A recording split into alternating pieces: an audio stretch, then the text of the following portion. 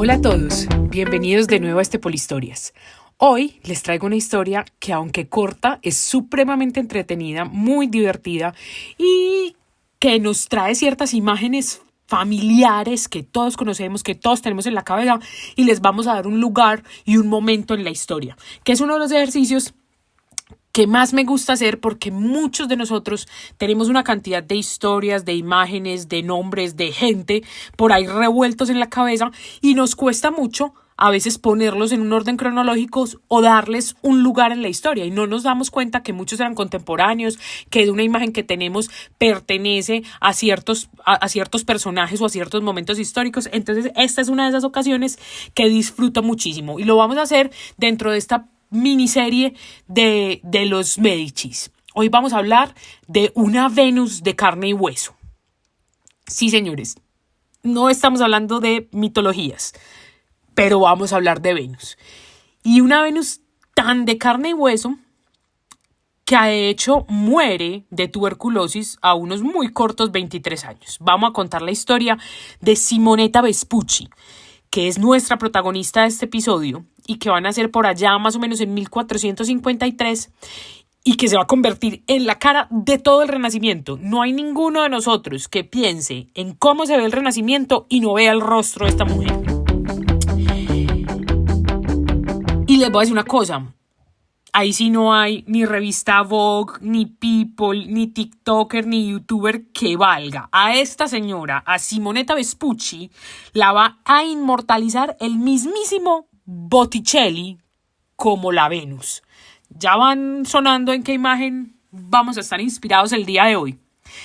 Teniendo solo 16 años, Simonetta se casa con un señor llamado Marco Vespucci y se van a mudar a la ciudad de Florencia. Y aquí es donde la cosa se empieza a poner buena y se empieza a enredar esta maraña de hilos.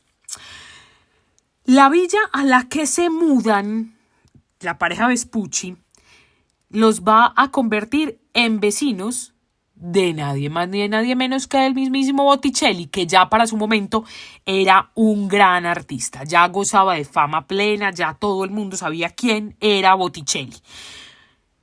No solamente por su talento, sino además, claro está, por el mecenazgo de los mismísimos Medici que aquí aparecen en esta historia.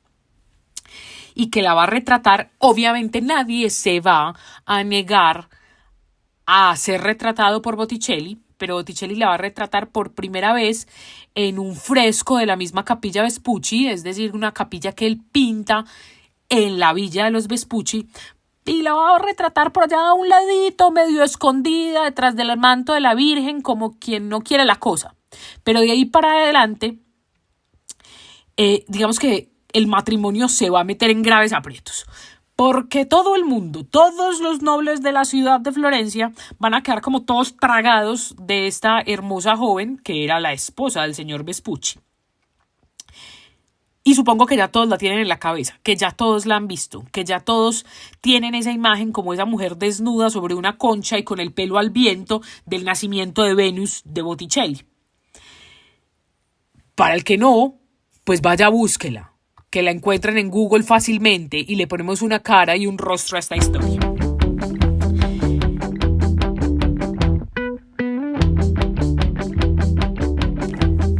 Pero resulta que entre los muchísimos nobles enamorados de Simonetta, sin importar que la señorita fuera casada, que además ya no era señorita, resulta que se cuentan dos de los hermanos Medici, no solo uno, dos de los hermanos Medici. Hágame el hijo de madre favor, qué encartada.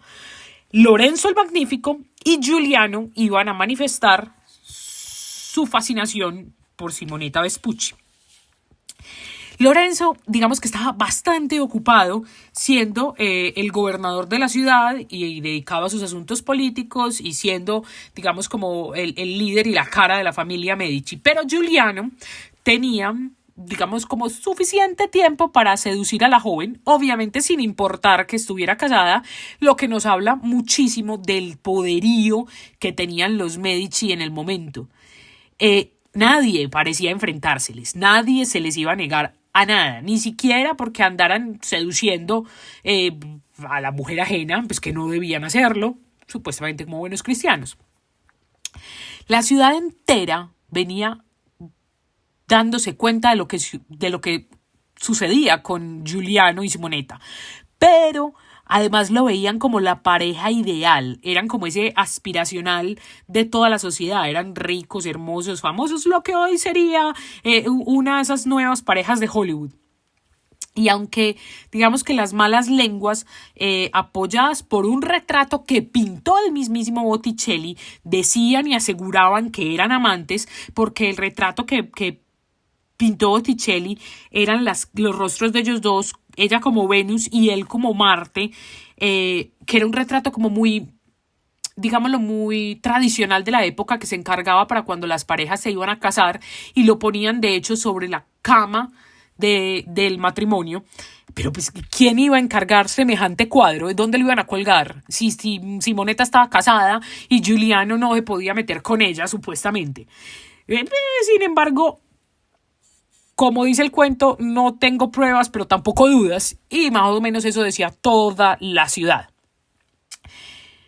Dicen también que aunque Giuliano tuvo otras amantes, muchas amantes, pues uno llamándose Giuliano Medici, ¿cuántas amantes no podría haber tenido?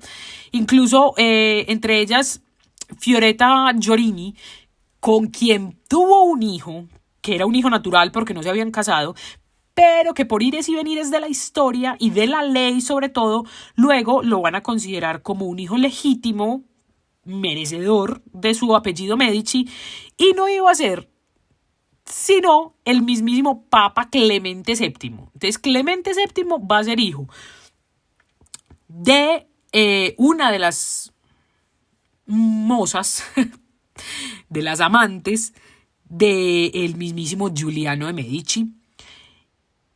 Y a ese punto era el poder de esta familia. Quiero que vayan mirando cómo es de intrincado este poderío de la familia, cómo meten sus manos en todos, cómo hilan delgadito para llegar a todas las posiciones de poder, tanto así que un hijo que era supuestamente natural termina siendo legítimo y termina siendo además papa. Nunca Giuliano va a poder reponerse de la pérdida, de la muerte de Simonetta, que llegó supremamente inesperada de un momento a otro, solamente un año después de que Giuliano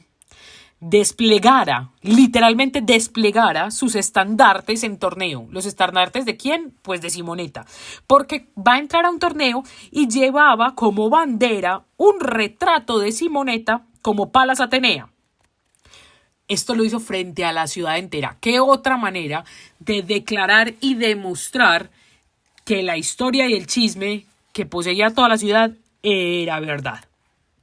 Y además, pues tuvo el descaro de ser consagrado el ganador del torneo. Entonces, pues sus estandartes aún más altos con la cara de Simonetta.